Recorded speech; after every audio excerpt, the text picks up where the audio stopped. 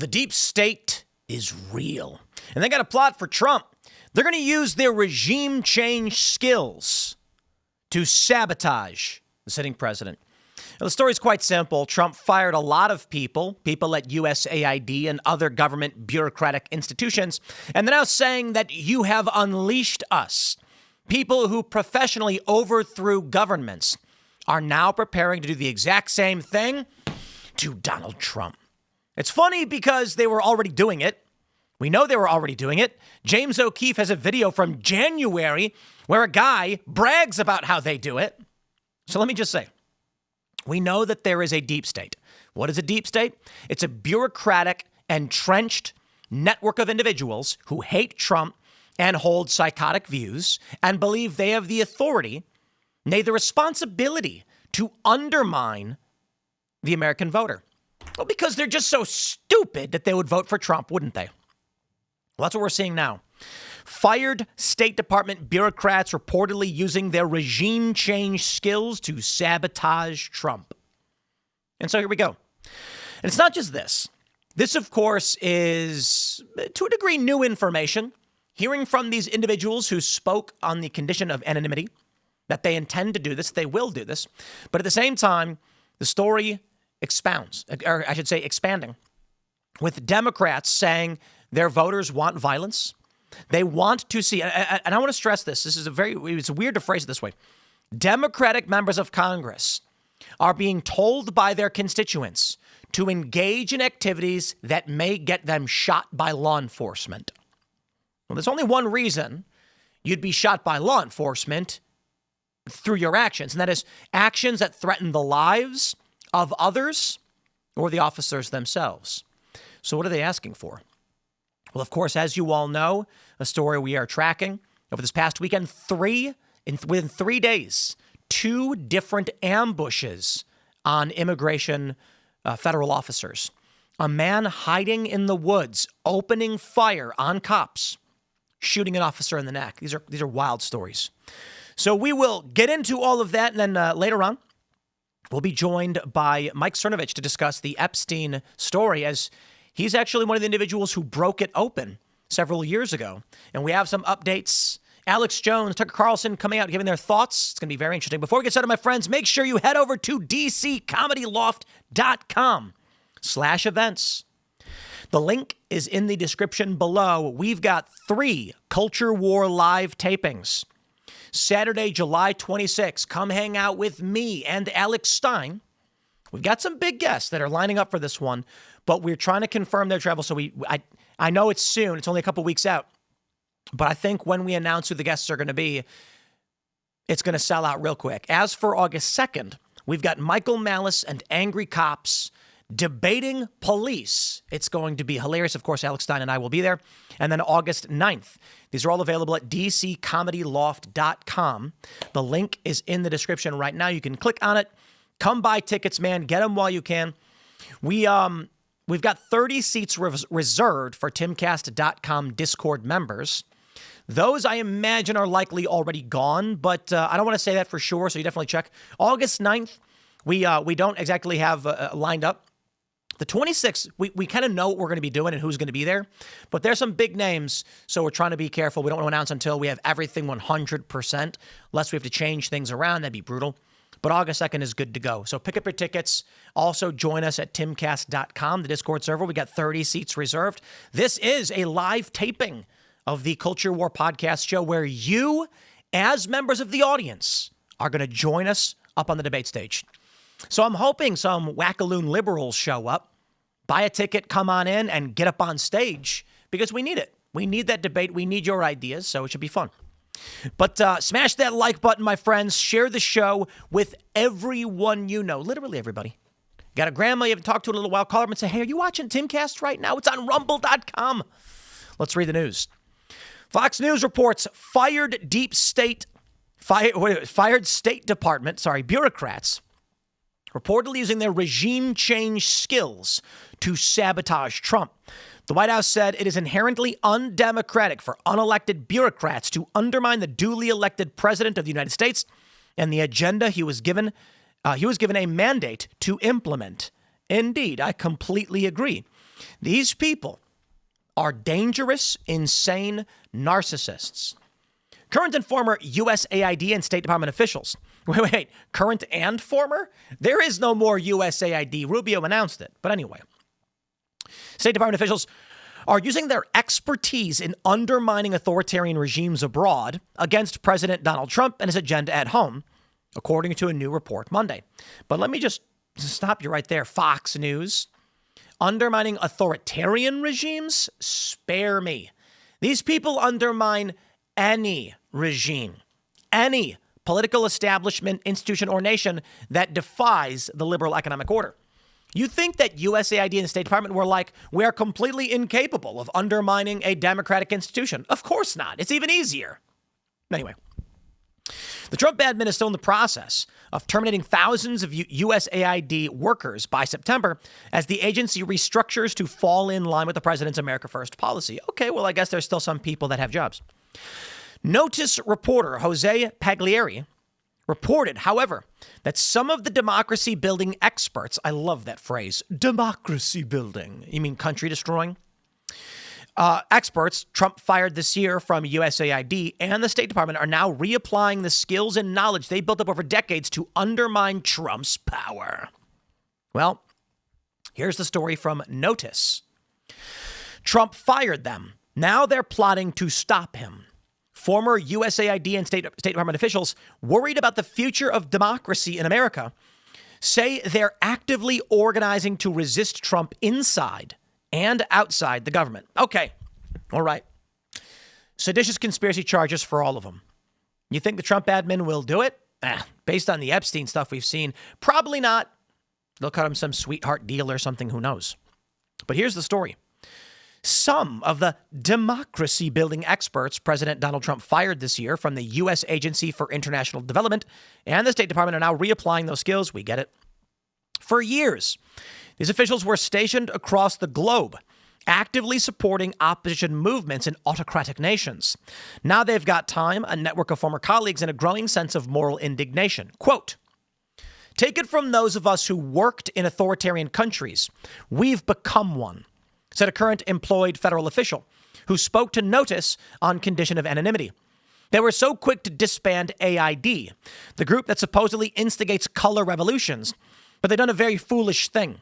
You just released a bunch of well-trained individuals into your population. If you kept our offices going and had us play solitary in the office, it might have been safer to keep your regime. Now that is sour grapes. He's in there saying, well, I didn't want a job anyway. Dude, these people were actively in government obstructing as it was. Paying them and giving them access and resources is not a smarter move. They're going, well, you should have just kept paying us because now we'll overthrow you. Oh, yeah? Let's lock these people up. I don't think there are federal shield laws, are there? Let's check. Are there federal shield laws? A shield law is basically if you're a journalist and you have a source, they can't arrest the journalist for not releasing information on the source. There is no federal shield law in the U.S. While many states have their own shield laws protecting journalists from being forced to reveal confidential sources, Congress has not passed a nationwide shield law. This means federal courts are not bound by any statutory journalist source privilege. Some federal judges recognize a limited reporter's privilege under the First Amendment or common law, but it's inconsistent and varies by circuit. Journalists can still be compelled to testify or hand over information in federal cases, especially if it's considered essential and unobtainable elsewhere. There have been several attempts to pass federal shield laws, e.g. the Free Flow of Information Act, but none have become law. What this means: there are deep state individuals. These reporters know who they are. These people should be criminally charged with seditious conspiracy for publicly admitting they intend to undermine this government, obstruct, and they're literally engaging in sedition right now. It's illegal. That being said, there are reasons why the U.S. government tends not to do this. The argument is, it is good that we know what these people think and are doing. And they only so arrogantly announce it because they feel that they will not be exposed by the reporter. If the Trump admin goes to this journalist and says, you are hereby compelled to reveal this information, you may get a couple of outcomes. One, The journalist refused, is held in contempt, and then goes to jail for a certain amount of time. Seriously, it could be, I think the longest anyone's ever been held in contempt and put in jail was like 185 days or something like this because they refused to give up a source. Or the journalist can reveal who these individuals are and Trump can prosecute them. The fear there is it creates a chilling effect where other deep state shills who would normally brag to the press about what they're going to do decide to shut up, and then you don't know what they're doing because they're scared. So it's typically in the government's best interest to let them come out and state they're doing this and find other means to discover them. They say the former official tells Notice they're holding workshops on a tactic called non-cooperation. They're building a network of government workers willing to engage in even minor acts of rebellion in the office, and they're planting the seeds of what they hope could become a nationwide general strike. Well, I'll tell you, that's never going to happen. Some in the informal network of Trump opponents are sharing an old CIA pamphlet with allies who still work in the government. It's called Simple Sabotage. Quote, widespread practice of simple sabotage will harass and demoralize enemy administrators and police. The saboteur may have to reverse his thinking. Where he formerly thought of keeping his tools sharp, he should now let them grow dull. Surfaces that formerly were lubricated now should be sanded. Normally diligent, he should now be lazy and careless. The community is composed of diplomats and human rights activists who were once on the U.S. government payroll, encouraging Latin American dissidents to fight dictators and supporting African independence movements. They were involved to varying degrees with an ultimately successful uprising in the Middle East. Interesting. Some have found post-government work in academia and nonprofits. Others are still looking for jobs. Several have begun moonlighting as strategic advisors to American activists, protest organizers, and federal employees willing to engage in civil disobedience. One group that has, until this story, remained under the radar but is starting to play a prominent role in this space is, quote, Democracy Aid. It has no website or formal legal entity yet, but it's already hosting invite-only workshops with federal employees who hear about them from friends, vetting each person before they're allowed into a trusted circle and teaching them case studies like the Danish underground insurgency against Nazi occupation. They had to go there. The lesson from Denmark is that what starts as office socializing can morph into trusted networks. Seemingly uncoordinated work slowdowns transition into long lunch breaks that annoy the bosses as everyone goes home to tend to their gardens. The whole point of it is to start off slow. People are just taking coffee breaks together, and that's what we're encouraging them to do, said Ro Tucci, who co-leads Democracy Aid. Hey, there's a great start for a criminal investigation. Tucci was previously the director of USAID, Center for Democracy, Human Rights, and Governance. Now, she's teaching these workshops on what she calls Authoritarianism 101 and ways to resist it. Getting people to understand that it's part of a process is the training. She told Notice, it feels silly. Why are we going to get ice cream? You're building up that muscle and that bravery, and you're building up your numbers. Today, it starts with 4, but tomorrow it's 10. We're helping them understand that is the organizing, and that is the process to get a massive strike. Democracy Aid is the brainchild of Danielle Reif, another former USAID diplomat who retired from government in late 24. As Trump targeted her former agency this year, she started a group chat on Signal to keep the community together. We started to have really robust, good conversations, and we realized this was not going to be a quick incident. We really needed to start organizing for the longer haul. The focus quickly shifted from salvaging the foreign assistance infrastructure to redeploying inside the United States. Amazing. They now have 200 volunteers, an Instagram account, Friends of USAID with 88,000 followers. A recent post shared 5 ways to keep up the momentum of last month's No Kings protests, where, lest we forget, liberals in Utah opened fire, indiscriminately killing a man. These people are insane. They say, we're democracy officers at the end of the day. We are still in a strategic planning process. We've got a lot of different irons in the fire. You know, I'm not a fan of Star Wars. I really don't like Star Wars. It's okay, whatever. But let's just play the game that the millennial liberal likes to play and compare everything to either Harry Potter or Star Wars and say, this is like the First Order. You know what that is? Star Wars. They destroy the Empire, kill the Emperor, blow up the Death Star, whatever. And then in the sequels, the Empire is destroyed, but remnants of its infrastructure remain as the First Order. It's stupid writing, by the way, but hey, I guess, life imitates art, as it were. The Empire is being dismantled by Donald Trump. These are people who went to foreign countries and overthrew their governments, and they called it democracy building. And despite the fact that Trump has won and really shut a lot of this down, these people remain ever focused on their cause. Interesting.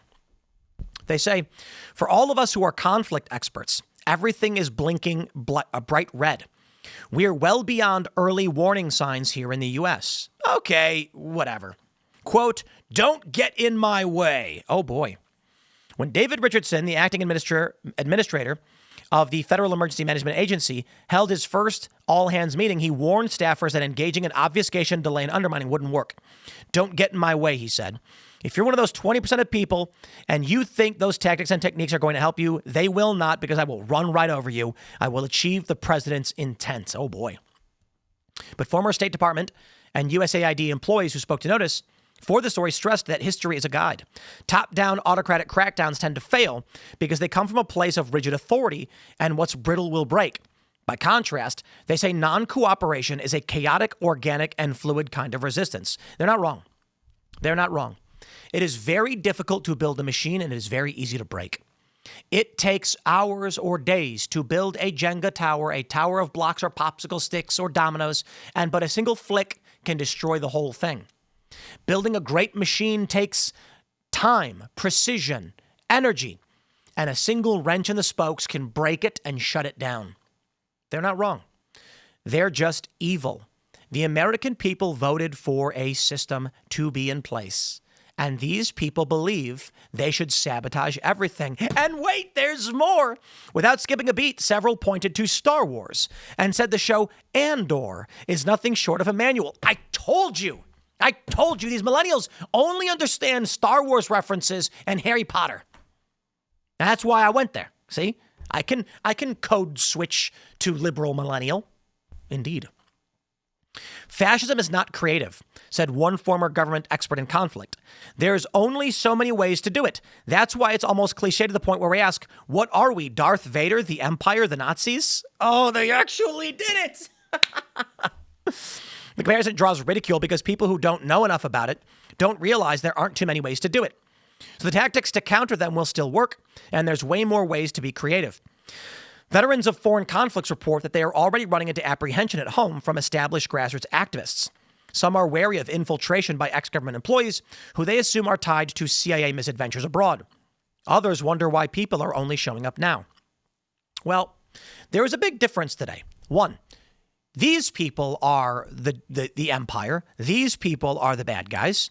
And with that being said, they are disruptive, chaotic, evil forces, but it is true, fascism is not creative. It's a shame for them that Trump isn't a fascist, and Trump currently has an alliance with disaffected liberals who are in fact quite creative. So we shall see. We shall see. Now, I do want to highlight this video from James O'Keefe, where he actually... Byron? Here you go. Hi. I'm James O'Keefe, investigative reporter and muckraker. You're an advisor to the White House, aren't you? I see, I've been in disguise as you were talking to my colleague, who wore a hidden camera, and I've been listening to your conversation about how the deep state is real. People joke about the deep state, but to some degree it's real. Tell me more about that. No, thank you. Have a good night. Anyway, he goes on to talk about how exactly as described in that story is how the deep state functions.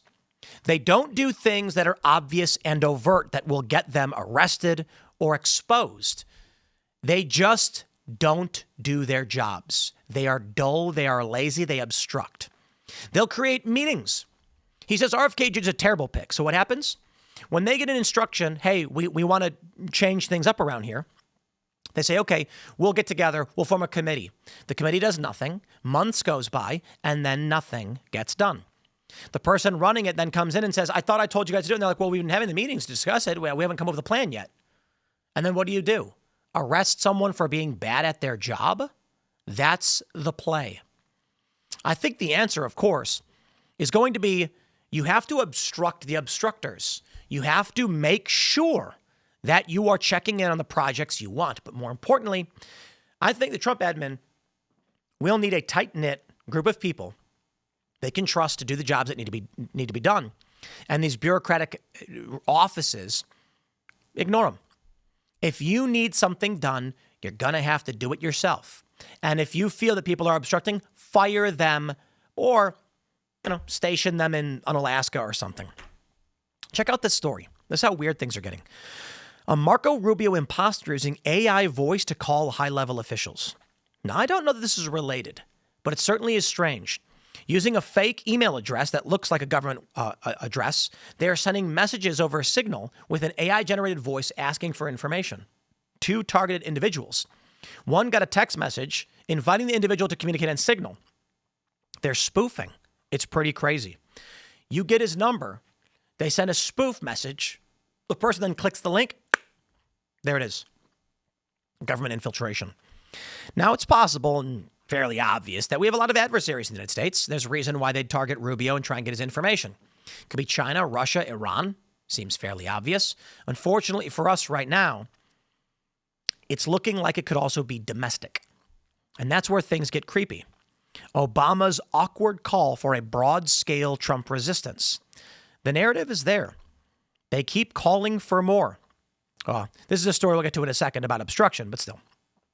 Democrats told to get shot for the anti-Trump resistance. If Democrats are telling you their constituents want them to be violent and engage in actions which may get them shot, what do you think the lower tier people are doing? Do you think at bare minimum they are working to obstruct? They are working on a broad-scale Trump resistance with varying degrees, from the overt violence to the street obstruction protests, Molotov's bricks, overt violence, but to a lesser degree. And then, of course, deep state actors in government. Here we go. Story that we've covered. ICE agents targeted in 2 ambush attacks in recent days. Indeed. Anti-government suspects allegedly shot a police officer in the neck. Apparently, they were vandalizing the property, launching fireworks, and when the cops came out, someone in the woods shot at them, shooting a cop. In a second attack in McAllen, Texas, CBP agents were fired upon by a man with a rifle. They returned fire and shot him, and an officer was hit. That's the overt call to action and violence. They talk about a broad resistance. So it stretches across the board. DHS says assaults on ICE now up nearly 700% over the same time last year. It's been pretty crazy. The obstruction is real. There is a deep state, and there is a coordinated and psychotic effort. Now let's talk about the other degrees of obstruction with this story, which is absolutely fascinating. Federal judge pauses Trump admin's Planned Parenthood defunding measure. How? How does this make sense? Let's try this. Massachusetts federal judge issues temporary restraining order against a provision in the Big Beautiful Bill that would halt Medicaid funding to Planned Parenthood. Wait. What? Okay, so for a while, we had these district judges issuing universal injunctions, shutting down Donald Trump's ability to lead as president. They said if one person complains, the courts can apply a ruling to the entire country, which makes literally no sense. Like Alaska will say guns are now unrestricted. You can have a machine gun. Then Maryland says, no, you can't have machine guns. They're all banned. And we'd expect both district court judges' rulings to apply? No, that's why we have higher courts. That's why we have circuits. Here's what happened. Well, let me just say, SCOTUS said no more of this. This is nonsense, and shut it down. But now we have another story indicating it is a soft coup. It is a regime change assault across the board in every degree, from the ambushes and violence and riots and obstruction to the cleverly planted obstructionist political forces. Congress passed a bill in the House and the Senate The president signed it. 2 branches confirming this is law. And a single district court judge said no. Wait. Hold on there a gosh darn minute. Checks and balances exist. We expect to see this law from the president and from Congress. It is 2 branches confirming this is legit. And the judges have decided, Congress stating they don't want to provide funding to a nonprofit and signed by the president shall be barred. What? Now, okay. If there was something unconstitutional here, then you'd say, okay, like let's challenge this to the courts and see if it's constitutional. But this is quite literally Congress saying, with the power of the purse, we will not provide funding to Planned Parenthood. Trump saying, signed. And a judge saying, no. But hold on. The judge doesn't have the power of the purse, nor the power to undermine a congressional act signed by the president in this way. This is insane. If Congress says we shall spend the money, the point of the courts would be if Congress tried passing a law that usurped the power of the president or the judiciary, they would say, no, that you can't do. If Donald Trump tried to usurp the power of the legislative branch or the judiciary, they would say, no, that you can't do. But this is quite literally the defined power of Congress, and they're obstructing him. The argument made by many was that these district court judges were put in place specifically to obstruct Donald Trump. And this is what we are seeing now in the strangest of ways. They're not going to stop. They have a mission. They have a plan. They have an ideology. They will obstruct even when they're not allowed to, even when it makes no sense. Why? This judge knows they can't do this. But the point is, if it delays and damages Donald Trump's administration, it is to be done. That is what the deep state's game is. So we'll see. How will Trump handle this on the inside? Smash the like button, my friends. Share the show with everyone, We'll be joined by Mike Cernovich in just a moment to discuss the Epstein story, as he is the individual along with I believe it was the Miami Herald, I could be getting it wrong, that cracked this wide open, resulting in the situation we are right now. And he knows quite a bit about the crimes of Epstein, co-conspirators, and others. Smash the like button, share the show, follow me on X and Instagram at Timcast. Make sure you pick up your tickets to DC Comedy Loft at dccomedyloft.com. Check the events. It's all there. I'm actually impressed. We don't have a direct link. Well, there's a direct link in the description below, but telling people to go to the events page and find it, we've sold a hefty amount of these tickets. So I do believe they will all sell out. So make sure you get them while you can. But we do appreciate it. For everybody watching right now, these interviews, for watching the pre-record, the interview will be up at 4 p.m. at rumble.com/TimPool and youtube.com/Timcast. So thanks for hanging out. Check us out there, and we will see you all then.